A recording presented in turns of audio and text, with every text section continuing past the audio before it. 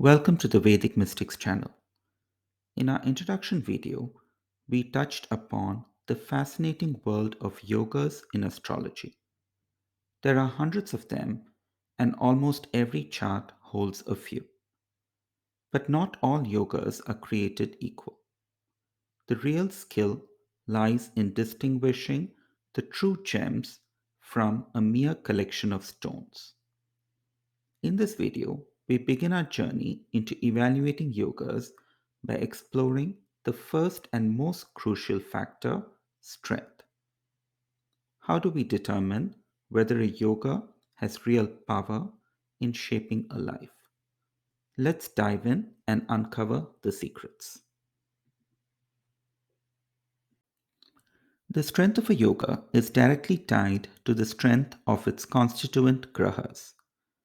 Vedic astrology offers multiple methods to assess a graha's power, including Shadbala, Ishta and Kashtabala, Vimshokabala, Vaisheshikabala, and Avastas, among others. While you can choose any of these methods based on your preference, in this video, I'll take a simpler and more practical approach, one that's easy to apply and understand. I've broken down strength analysis into four key factors. The first one we'll explore is the raw strength of a graha. When evaluating raw strength, certain conditions naturally enhance or weaken a planet's power.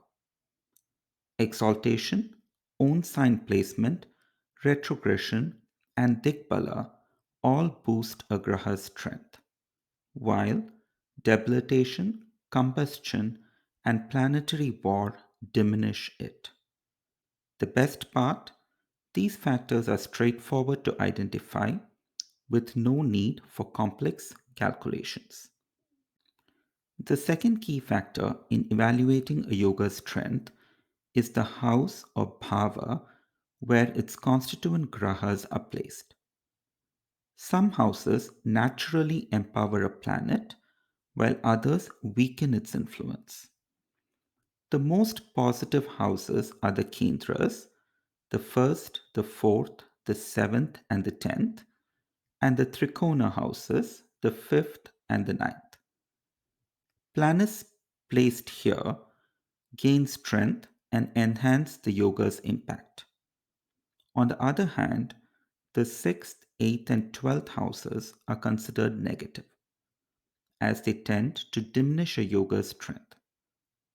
The third house is mildly negative, while the second and the 11th houses are mildly positive, playing a significant role when analyzing wealth yogas.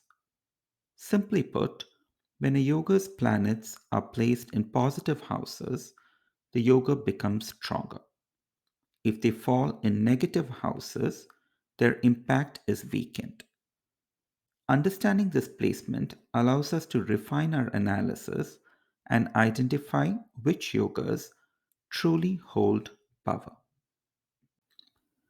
The third key factor in evaluating a yoga's strength is the influence of natural benefics and malefics, either by association or aspect. Association occurs when a graha shares the same sign with another graha, while aspects refers to planetary influences cast from a distance.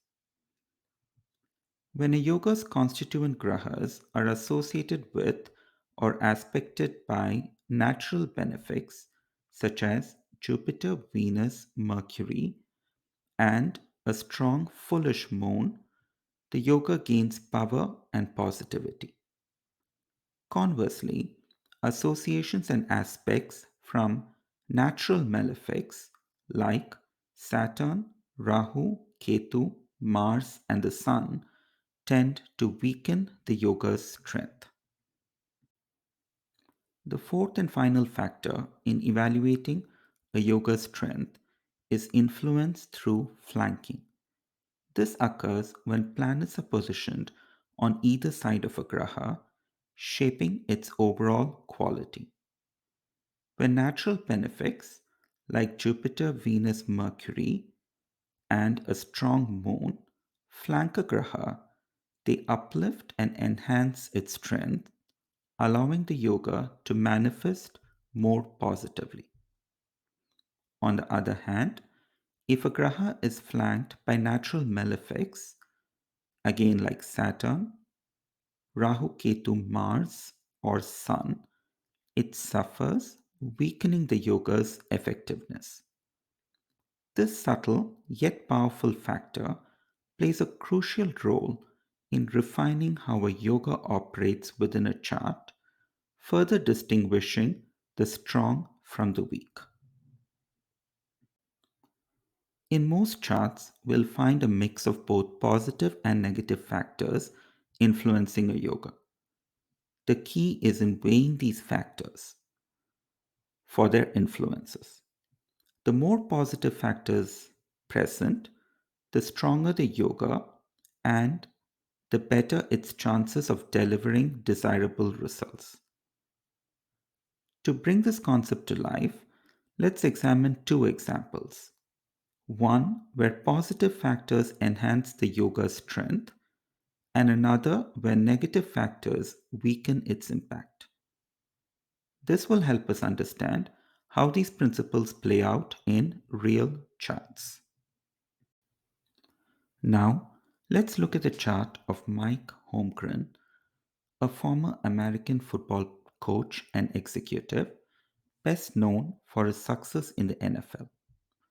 Holmgren was the head coach of the Green Bay Packers from 1992 to 1998, leading the team to a Super Bowl victory in 1997. He also coached the Seattle Seahawks from 1999 to 2008, taking them to their first Super Bowl appearance in 2006. In his chart, we observe a Budha Aditya yoga, a powerful combination of Sun and Mercury in the same sign. This is one of the most common yogas, appearing in about one third of charts, and is known to signify intelligence. Now, let's break it down using the factors we discussed earlier. Mercury is in its own sign, retrograde, and has Digbala. Three positive attributes according to the first factor. This is a strong start.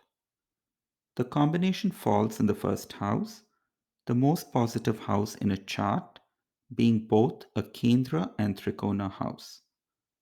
Not only that, but it's particularly beneficial to have an intelligence yoga in the first or fifth houses, which represent the self and intelligence respectively. Additionally, the yoga is influenced by Jupiter and Venus. Jupiter is in its own sign and retrograde, while Venus is retrograde.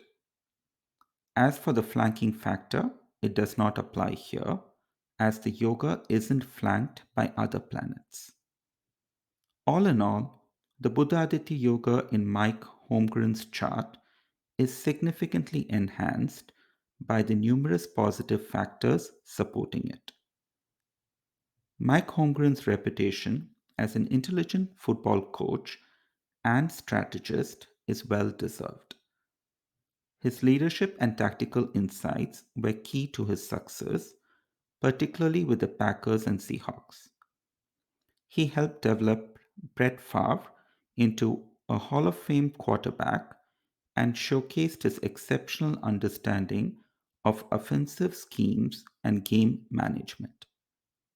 His ability to mentor players and assistant coaches further exemplifies his intelligence in team building and achieving long term success in the NFL. In contrast, let's examine the same Budha Aditya yoga in the chart of Kendall Jenner, an American model, media personality, and businesswoman. Kendall first rose to fame as part of the Kardashian Jenner family through the reality TV show Keeping Up with the Kardashians, but has since carved out a highly successful career in high fashion modeling. In her chart, the sun is debilitated, which significantly weakens the Buddha Aditya yoga. Mercury, unfortunately, doesn't possess any of the positive attributes we discussed earlier for raw strength. Additionally, this combination falls in a negative house, the eighth house, which is generally challenging. What's more, the yoga is influenced by natural malefics, Rahu and Ketu, with no supporting natural benefics to offset these negative influences. In Kendall case, the Buddhaditya Yoga is much weaker and is unlikely to manifest the positive results typically associated with it.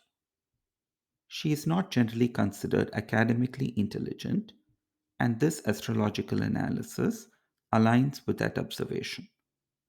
However, the yoga still exists in her chart.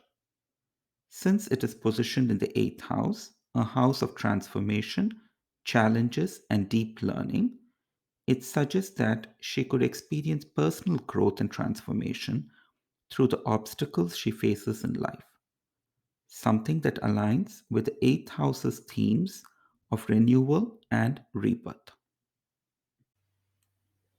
To conclude, the strength of a yoga is determined by several key factors: the raw strength of its constituent grahas, the houses in which the yoga is formed, and the influence of natural benefics and malefics on those grahas. By carefully analyzing these elements, we can gain a deeper understanding of how a yoga will manifest its potential, whether it's strengthened by positive influences or challenged by negative ones. This approach allows us to uncover the true potential of each yoga within a chart.